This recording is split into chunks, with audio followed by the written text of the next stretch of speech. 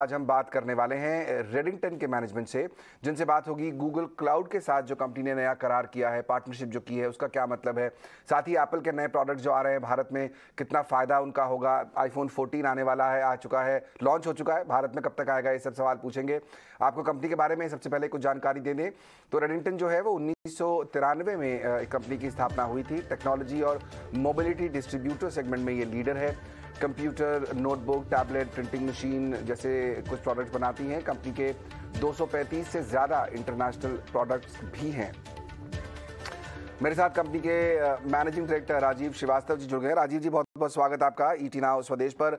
सबसे पहला सवाल, आपने जो अभी हाल ही में पार्टनरशिप किया है गूगल क्लाउड के साथ इंडिया में, क्या रीज़न रहा उसके पीछे कि आपने क्यों ये पार्टनरशिप की है, किस तरह के फ़ायदे होंगे, कितना बिजनेस बढ़ सकता है इसकी वजह से, अगर वो समझाएं।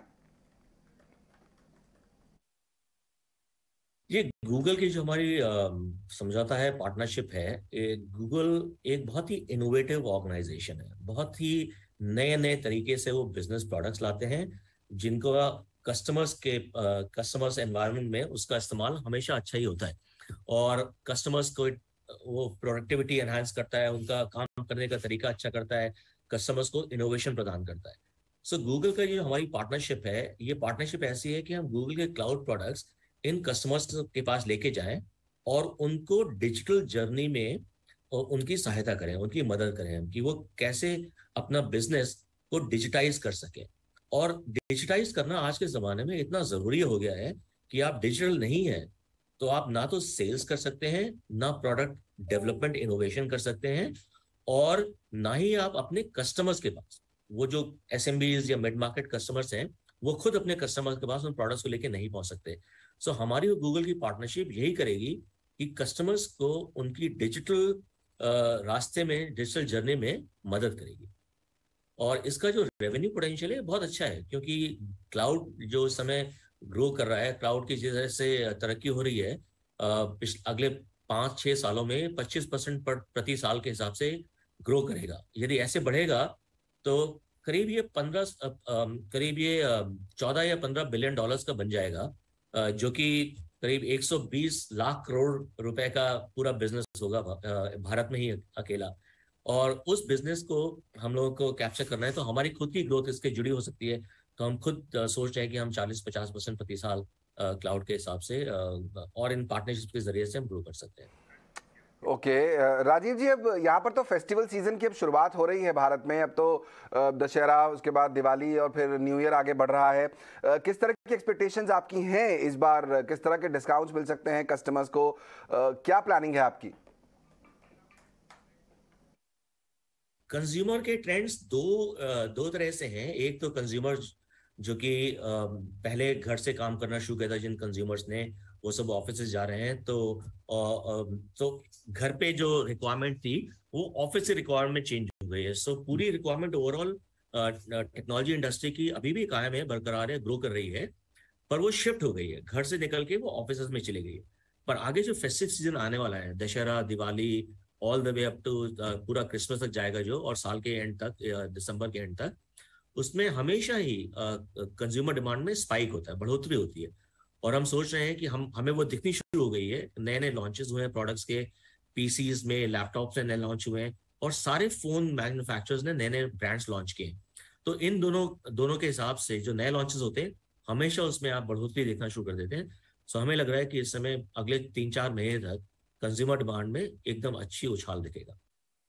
कंज्यूमर डिमांड में अच्छी उछाल दिखेगी और फेस्टिवल सीजन भी सामने है। और एक नया प्रोडक्ट एप्पल का, चूंकि आप एप्पल के साथ काफ़ी समय से बिजनेस करते हैं, भारत में सबसे बड़े डिस्ट्रीब्यूटर हैं आप, जो नया प्रोडक्ट आया है आईफोन 14, किस तरह आपको लग रहा है, जो है भारत में जो बात चल रही है कि अब मेड इन इंडिया एप्पल के प्रोडक्ट्स बनेंगे, किस तरह के बेनिफिट्स आपको मिल सकते हैं, आपकी कंपनी को मिल सकते हैं इससे? उसका बेनिफिट कंपनी को जरूर देगा। देखिए, मेक इन इंडिया बहुत अच्छा प्रोग्राम है, एंड हम लोग एकदम उसके पूरी तरह से उसके हम लोग सपोर्ट में काम कर रहे हैं कि जितने भी प्रोडक्ट्स बनते हैं भारत में, उससे 2-3 तरीके से फायदा होता है। एक तो लोगों को व्यवसाय मिलता है, उनकी जॉब सिक्योर होती है, और उनका रहने का स्तर बढ़ता रहता है। जब उनका रहने का स्तर बढ़ता है हमेशा आप देखेंगे कि एक पैरेलल है टेक्नोलॉजी।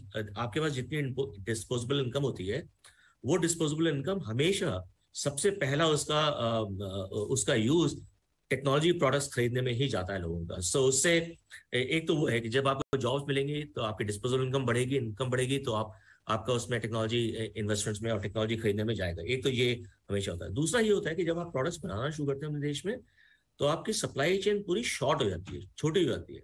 आप इंडिया में बनाएंगे और इंडिया में ही बेचेंगे, सो आपको बाहर से लाने की जरूरत नहीं है। उसमें हमारे को हमेशा उसमें कॉस्ट हमारी कम हो जाती है उसको। सो वितरण कॉस्ट कम हो जाती है, मैन्युफैक्चरिंग कॉस्ट वैसे ही कम है भारत में।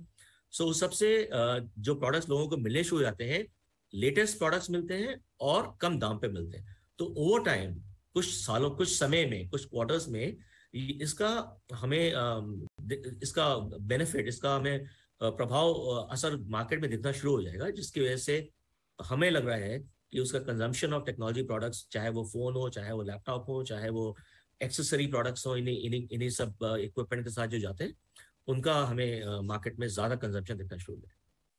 बिल्कुल, सप्लाई चेन की आपने बात की राजीव जी, वही पूछूंगा आपसे। आखिरी सवाल ये कि किस तरह की स्थिति इस समय दिख रही है आपको? कोई चैलेंजेस सप्लाई चेन में, जब आपको बल्क ऑर्डर्स मिल रहे हैं तो सप्लाई करने में, डिलीवरी करने में किसी तरह के कोई चैलेंजेस जो आप फेस कर रहे हैं?